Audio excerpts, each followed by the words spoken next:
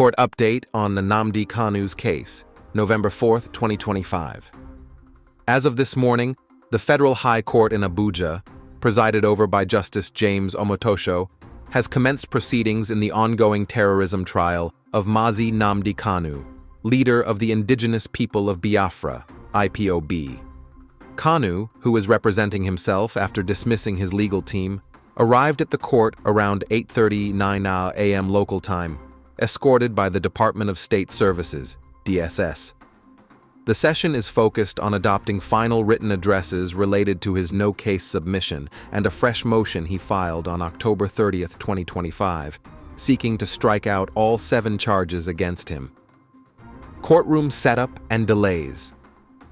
The courtroom was prepared and observers, including journalists and supporters, were present by 8:09 a.m., but Kanu's entry was reportedly delayed until the judge's arrival. Family members, including Favor Michael Kanu, wife of Kanu's brother Prince Emmanuel Kanu, alleged this was a deliberate DSS tactic to prevent photography or recording of Kanu before proceedings begin, citing concerns over transparency and access. Proceedings have started, with emphasis on Kanu's self-defense arguments.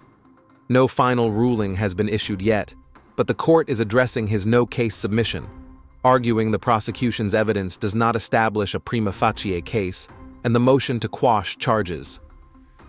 Stay tuned.